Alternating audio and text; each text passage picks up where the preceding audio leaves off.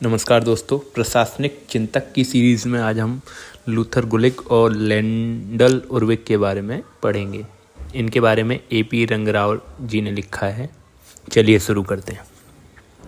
19वीं शताब्दी में हुई औद्योगिक क्रांति के बाद पैदा हुई आधुनिक औद्योगिक ज़रूरतों को पूरा करने के लिए अनेक लोगों ने औद्योगिक संगठनों के सिद्धांत विकसित करने का प्रयास किया।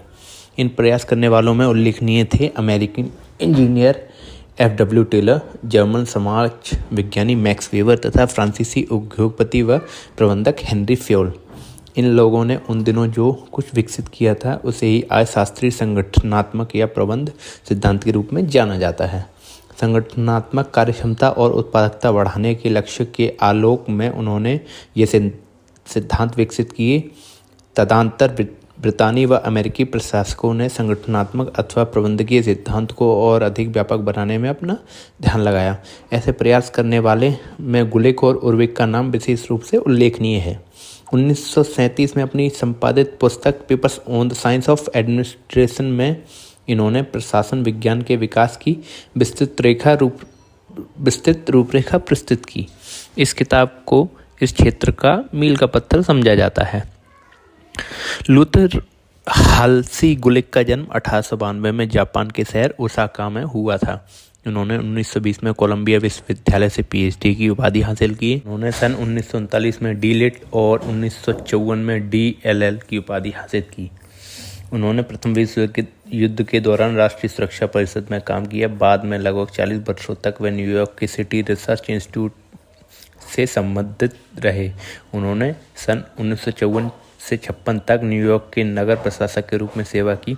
इसके साथ ही वे न्यूयॉर्क स्थित लोक प्रशासन संस्थान में 1920 से लेकर 1962 तक अध्यक्ष पद को शोभित करते रहे।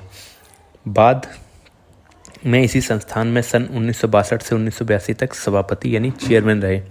अब वह यहीं के अवकाश प्राप्त सभापति थे। गुलिक ने न केवल एक प्रोफेसर के रूप में अनेक विश्वविद्यालयों की सेवा की, बल्कि एक प्रशासनिक सलाहकार के रूप में भी इन्होंने दुनिया के बहुत से देशों को अपनी सेवाएं दी। वह राष्ट्रपति की प्रशासन प्रबंध समिति के सदस्य भी रहे। उन्होंने कई पुस्तकें और शोध प्रबंध लिखे। इनमें से कुछ प्रमुख हैं: administrative reflection from world war II, second है metropolitan problem and American ideas, third है modern management for the city of New York, और उसके बाद है और paper on the science of administration. लेंडल फाउनस उर्विक के बारे में पढ़ेंगे। लेंडल फाउनस उर्विक का जन्म सन 1891 ब्रिटेन में हुआ था। इनकी पढ़ाई लिखाई ऑक्सफोर्ड विश्वविद्यालय में हुई थी। प्रथम विश्व युद्ध के दौरान लेंडल ब्रितानी सेना में लेफ्टिनेंट कर्नल के पद पर कार्यरत थे। इस दौरान वह अनेक अंतर्राष्ट्रीय प्रबंध संगठनों से संबंधित थे। इन्हीं दिनों उन्हें एक अद्भुत औद्योगिक प्रबंध सलाहकार के रूप में ख्याति मिली। उनकी अनेक किताबें प्रकाशित हुई, जिनमें से उल्लेखनीय है management for tomorrow, the making of scientific management, इसके 3 पार्ट थे। द एलिमेंट ऑफ एडमिनिस्ट्रेशन, इसके बाद है the patterns of management and leadership in the 20th century organisation. उन्होंने कुछ शोध प्रपत्रों का संपादन भी किया, जिसमें से प्रमुख है papers on the science of administration, जबकि और सेकंड है dynamic administration and freedom and coordination. Gulick और उर्विक दोनों को न केवल सिविल सेवा का समृद्ध अनुभव था, बल्कि उन्होंने सैन्य संगठनों और औद्योगिक संस्थानों में काम करने का भी खूब अनुभव था।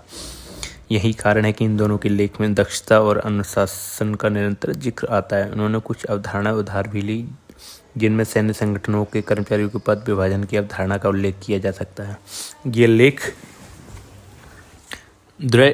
टेलर द्वारा विकसित मानव के मशीन मॉडल से बहुत अधिक प्रभावित थे। हेनरी फ्योल द्वारा किए गए औद्योगिक प्रबंध के अध्ययन ने भी इन दोनों की सोच पर गहरा प्रभाव डाला।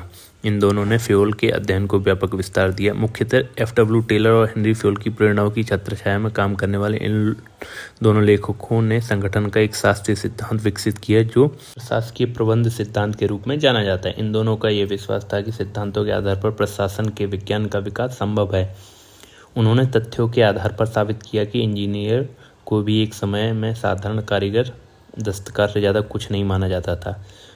उसने अपनी कुशलता स्वयं विकसित की। यह काम उसने अपने कर्म के अनुभवजन्य तरीकों, निरीक्षणों विश्लेषण और व्यवस्थित अध्ययनों को संजोकर तथा दस्तावेजों को तैयार करके इसे बाकायदा इंजीनियरिंग ज्ञान के रूप में विकसित किया। ठीक यही रवैया अगर प्रशासनिक अधिकारियों के अनुभवों को परिष्कृत करने में अपनाया जाए तो प्रशासन को भी एक व्यवस्थित विज्ञान के रूप में विकसित किया जा सकता है। प्रशासन के साथ एक दिक्कत यह रही है कि इसे हमेशा कला समझा जाता है, लेकिन ऐसा कोई कारण नहीं है कि इसे विज्ञान न माना जा सके।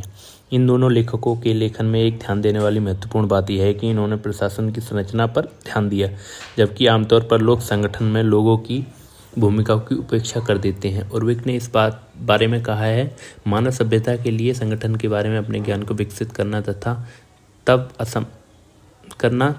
तब तक असंभव है जब तक कि इसकी संरचना के कारकों को अलग अलग से न समझा जाए, भले ही यह अलगाव अनावश्यक या कृत्रिम ही क्यों न लगे। उन्होंने समाज के एक बड़े हिस्से में पहले भी भ्रम और बेमनस्य का कारण इसे ही बताया है और किसी संगठन के संरचनात्मक विन्यास के लिए भी इसे घातक माना। उर्विक ने संगठन को कार्य गतिविधियों का निर्धारक माना और इसकी गतिविधियों की परिधि में वैसी गतिविधियों को उल्लेख किया जो योजना अथवा उद्देश्य को हासिल करने के लिए आवश्यक होती है। संगठन इन गतिविधियों को सामूहिक रूप से हासिल करने के पहले इन्हें व्यक्तिगत स्तर पर वर्गीकृत करता है। यही कारण है कि काम के स्पष्ट वर्गीकरण और सामूहिकीकरण को सर्वोच्च प्राथमिकता दी जाती है, बजाय इन व्यक्तियों को जिनके यह काम सौंपा जाता है। और इस बात से भलीभांति परिचित हैं कि जब भी कोई संगठन शुरू होता है तो यह बिल्कुल क्लीन स्लेट वाली नहीं होती, यानी कोई भी संरचनात्मक कारक मौजूद ना हो, ऐसा नहीं होता। लेकिन वह कहते हैं कि ऐसा मानकर चलना चाहिए कि बिल्कुल क्लीन स्लेट वाली स्थिति है, अर्थात पहले से कोई कारक मौजूद नहीं है और सब कुछ शून्य से शुरू करना है। कोई संगठन बनाते समय विशेषकर उसकी अभिकल्पना प्रक्रिया डिज़ाइनिंग प्रोसेस के दौरान यदि पता चले कि उसकी अभिकल्पना ही नहीं है तो और वे कहते हैं कि यह बहुत ही अतार्किक, क्रूर, नुकसानदेह और निरर्थक होगा। यह अतार्किक इस रूप में है कि ऐसी स्थिति में किसी व्यक्ति की नियुक्ति और उसका वेतन निर्धारण अकल्पनीय होगा। ऐसी स्थिति में यह नहीं पता चलेगा कि किसी व्यक्ति का चयन किस काम और किस पद के लिए हुआ है। ऐसी स्थिति में उसको किस आधार पर वेतन दिया जाएगा। इस तरह यह क्रूर इस मायने में होगा कि इस तरह चुने गए व्यक्ति को पता ही नहीं होगा कि उसे जो काम सौंपा गया उसे करने के लिए योग्यताएं क्या होनी चाहिए। नुकसानदेह इसलिए होगा कि यदि काम को सही तरीके से व्यवस्थित ही नहीं किया गया तो कार्यात्मक विशेषज्ञता का निष्पादन कैसे होगा। ऐसे कार्यरत व्यक्ति को दक्ष बनाना और कार्यरत व्यक्ति की मृत्यु अथवा अवकाश के बाद उसकी जगह नए व्यक्ति को प्रशिक्षित के जरिए कार्यकुशल बनाना संभव नहीं होगा। इसी क्रम में यह अकुशल इसलिए होगा कि इस स्थिति में तत्क्षण मौजूद पर्यवेक्षक के लिए ऐसे व्यक्ति से झगड़ने के अलावा कोई चारा नहीं होगा जो कार्य दिशा में भटकाव पैदा करेगा। संगठन की संरचना में अभिकल्पन प्रक्रिया के महत्व को समझते हुए गुलिक और उर्विक ने ऐसे सिद्धांतों की खोज में अपना ध्यान लगाया जिनके द्वारा संरचना का खाका खींचा जा सके। अपनी इस खोज प्रक्रिया के दौरान गुलिक हेनरी फ्योल के उन 14 मूल तत्वों से बेहद प्रभावित थे जिन्हें उन्होंने प्रशासन के मुख्य गुणों की संज्ञा दी। इनके आधार पर गुलिक ने प्रक्रिया अभिकल्पना के 10 सिद्धांत सुझाए। ये 10 सिद्धांत इस प्रकार हैं। पहला है कार्य विभाजन अथवा विशेषज्ञता। दूसरा है विभागीय संगठनों के आधार पर। तीसरा है श्रेणी क्रम के माध्यम से संयोजन। चौथा है सचेष्ट संयोजन। पांचवा है समितियों के जरिए समायोजन। छठवां विकेंद्रीकरण। सातवां आदेश की एकता। आठवां है कर्मचारियों का श्रेणी विभाजन। नौवां है प्रतिनिधित्व और 10वां है नियंत्रण सीमा। प्रशासन के इन 10 सूचीबद्ध सिद्धांतों में से गुलिक काम के विभाजन पर विशेष रूप से जोर देते हैं। वे महसूस करते हैं कि काम का विभाजन संगठन का आधार है। यहाँ तक कि वह तो यह भी कहते हैं कि सही मायने में काम का विभाजन ही संगठन का कारण है। अन्य शास्त्रीय प्रशासनिक सिद्धांतकारों ने भी श्रम विभाजन को अपने मत का मूल बिंदु बनाया है। श्रम विभाजन का अर्थ है किसी काम को कई छोटे छोटे हिस्सों में बांट देना तथा बाद में इन विभाजित हिस्सों को अन्य छोटी छोटी इकाइयों में बदल देना, अर्थात कार्य विभाजन की एक आवृत्तिपूर्ण सरल गतिविधि। यहाँ हर स्तर पर उपविभाजित कार्य विभाजित हिस्सों से अंतर संबंधित होता है। इस समुची गतिविधि का मूल केंद्र है तमाम सामूहिक गतिविधियों को उप इकाइयों में विभाजित कर देना तथा उप इकाइयों को एकत्र करके उन्हें इकाइयों में तब्दील करना और इन इकाइयों में आपसी संबंध स्थापित करके इन्हें एक संगठन का रूप दे देना। इस तरह गुलिक कहते हैं कि श्रम का विभाजन और उनके एकीकरण का यह काम जूतों के तस्मों को खोलने बांधने जैसा है। इसके बाद मानवता सभ्यता की प्रक्रिया के क्रम में अपना विकास करती है, परंतु गुलिक इस सिद्धांत की सीमाएं भी जानते थे, जिसके बाद वह विभाजन नहीं हो सकता था। इस दृष्टि से वह कई तरह के कामों, तकनीकों, रिवाजों और भौतिक व जैविक सीमाओं के उदाहरणतः पेश करते हैं। उर्विक ने संगठन के 8 सिद्धांतों का उल्लेख भी किया है, जो इस प्रकार हैं। पहला है लक्ष्यों का सिद्धांत, संगठन को उद्देश्यों की अभिव्यक्ति भी करनी चाहिए। दूसरा है अनुकूलता का सिद्धांत, अधिकार एवं जिम्मेदारी दोनों एक दूसरे के बराबर होने चाहिए। तीसरा है जिम्मेदारी का सिद्धांत, अपने मातहतों से काम लेने की जिम्मेदारी हर हाल में उच्च अधिकारियों पर होनी चाहिए। चौथी है परिमापक सिद्धांत। पांचवा है विस्तार के नियंत्रण का सिद्धांत, एवं उच्च अधिकारी सीधे नियंत्रण नहीं कर सकता, यह काम उनके मातहत 5 या 6 लोग करते हैं, जिनके काम आपस में जुड़े होते हैं। विशेषज्ञता का सिद्धांत, एक व्यक्ति को एक ही कार्य संचालन तक सीमित रखना है। सातवां है संयोजन का सिद्धांत और आठवां है अंत परिभाषा का सिद्धांत, प्रत्येक कर्तव्य का स्पष्ट निर्धारण।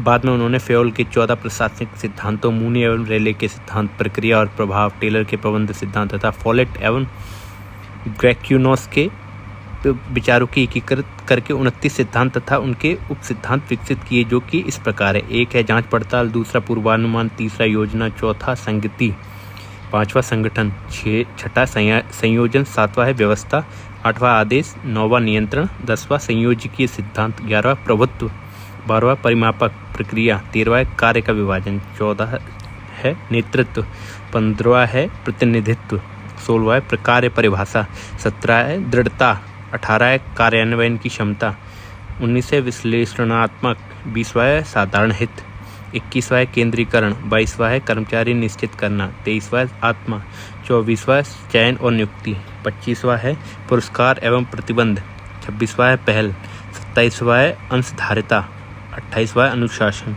और 29वां है स्थिरता। उर्विक महसूस करते हैं कि प्रशासनिक संगठन क्षेत्र अभी अन्वेषित, जिसकी खोज न हो सकी हो क्षेत्र है। इसके बारे में पूरी समझदारी विकसित करने के लिए अभी तमाम तथ्यों की जानकारी जरूरी है। वे सुझाते हैं कि उनका सिद्धांत एक ऐसे विचार का ढांचा प्रस्तुत करता है जिसमें तमाम दूसरे लोग अपने विचारों और अनुभवों को परख सकेंगे तथा उन्हें अपने विचारों को संश्लेषित करने में मदद मिलेगी। गुलिक ने भी इस कार्यकारी क्रिया को समझा और एक नया पद पोस्ट कॉप दिया, जिसे उपयुक्त सभी क्रियाओं को विस्तार से समाहित किया गया था। इस शब्द का प्रत्येक अक्षर प्रबंध के किसी महत्वपूर्ण प्रकार का सूचक है। इस तरह यह एक प्रकार का सूत्र है। मसलन इस शब्द का पहला अक्षर पी प्लानिंग अथवा योजना का सूचक है।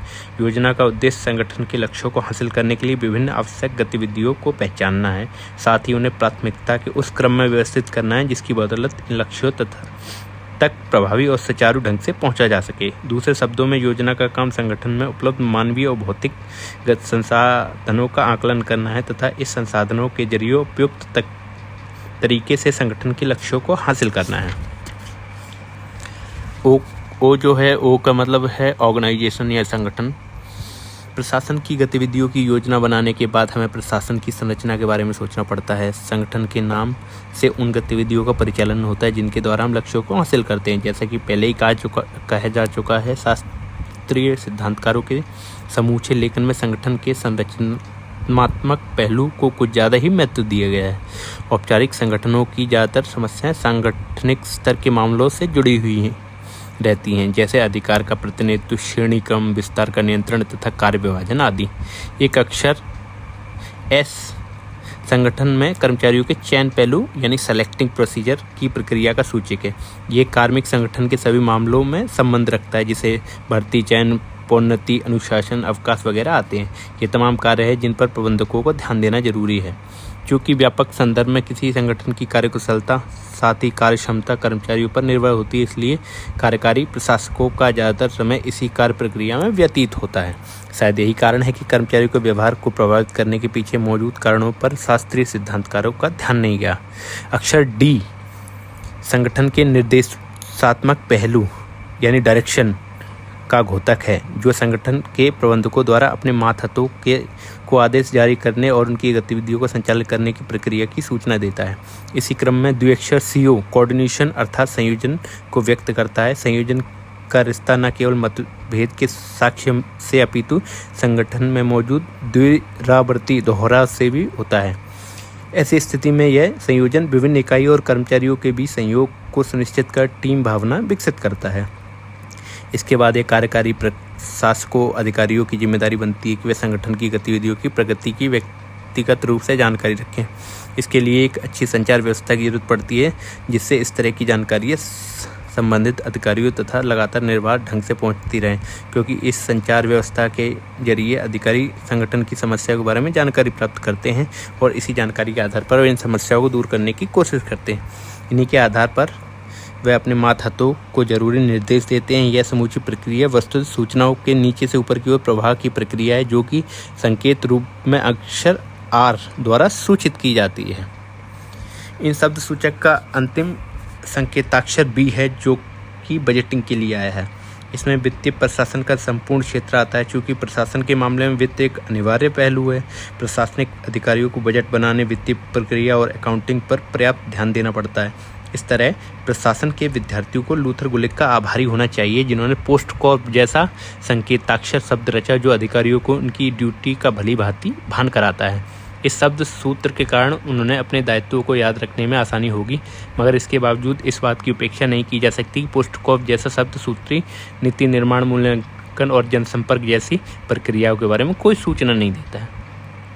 संगठन के तमाम महत्वपूर्ण पहलू यहाँ पूरी तरह अनुपस्थित है।